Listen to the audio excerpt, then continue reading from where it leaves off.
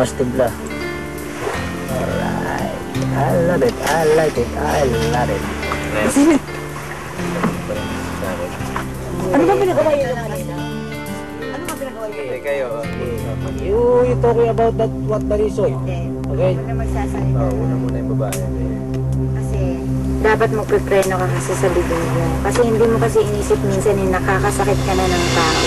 Masyado ka na kanina, lang ako sa'yo, nagpapayo lang ako sa'yo. Kasi syempre for the tribe naman natin yun, di ba, yung sabi mo, sinisigaw mo, ano pare, yan mo, di ba, sabi ko sa'yo, Emerson, huwag naman ganun. Dahil meron tayong prinsipyo. Meron tayong prinsipyo, di ba?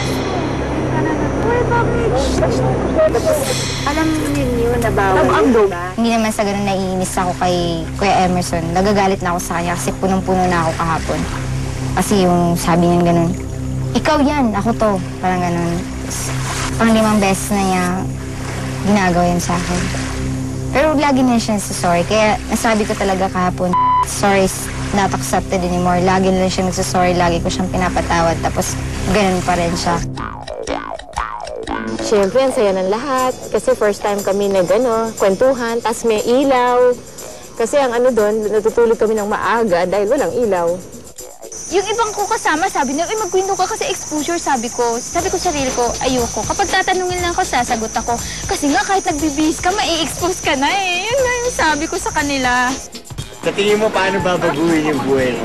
Tingin ko walang magbabago sa buhay ko. Kung ano ako, yun na. Meron yan. First day pa lang. Sabi nila ganyan, di ba? Halimbawa, katulad nyo, hindi na sila sakay ng jeep. Ako sasakay pa din ako ng jeep. Alam nyo kung bakit? Bakit? Hindi, bakit? Lalabas man ako sa TV kasi may mga project, it is not me, diba? Na hindi ko na kayang sumakay ng jeep. Eh, paano kung dumugin ka ng bago mong fan? Ayan, oo nga naman. Hindi pa autograph naman. That night, she's been telling naman from day one that she wants exposure. Kaya alam mo yun, parang all the exposure that you can get, come on, just give it out and parang show all of your talents. Game! Calling! Batani!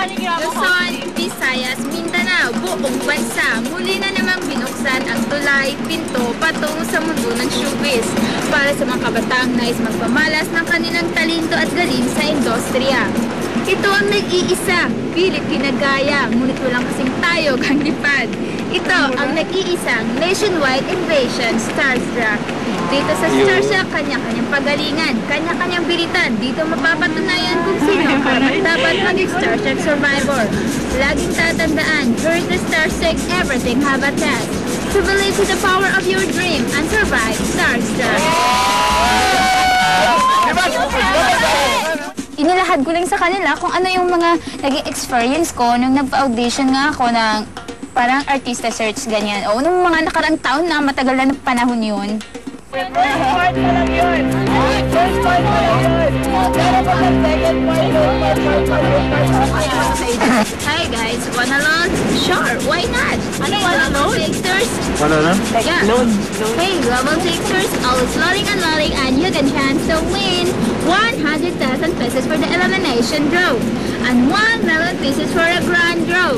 So, takers, what are you waiting for? Start blowing now because the more you load, the more you chances to win a million prizes. Yeah!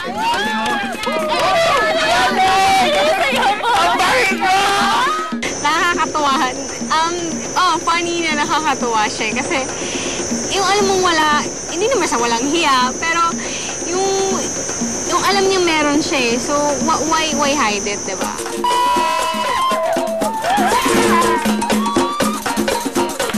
Wow! Hindi na nila ako kailangan pilitin. Alam niyo kung bakit? Kasi unang-una, talaga nang sumali talaga ako ng Survivor, unang-una talaga gusto ko exposure. Yeah. Lights, camera, action! Ikaw? Ikaw? Anong ginagawa mo rito? Ang totoong nakatikit sa kanin. Nagpunta ka ba dito para sabahin ang mga katagang patawad? Mahal ko kayo. Naisip mo ba na sa 15 taong iniwan mo ko? Iniwan mo kami. 10 taon? 15 taon? Nalimutan. Pagkatapos ngayon nagbalik ka. Nasaan ka ng mga panahon? Kailangan ka namin. Nasaan ka ng panahon? Balik ka na. Itong tatandaan mo. Salita siya ng salita. Seryoso. Sabi ko, mapapatawa ko kaya to. So habang umaacting ako, kunyari, pinapatawa ko siya. Seryoso pa rin siya. Talagang ginagano ko na kunyari yung heartbeat ko para tumawa siya. Wala, parang titignan ko, tibay na to. Talagang pil na pil niya. Umalis ka na. I think the best contribution she's done is make us laugh in a bonfire. Itong tatandaan mo, dagat at dun putong pagkamuhi ko sa'yo. Kaya umalis ka na. Ako na kitang pagkakata. Sandali. Ayan mo akong paliwanag.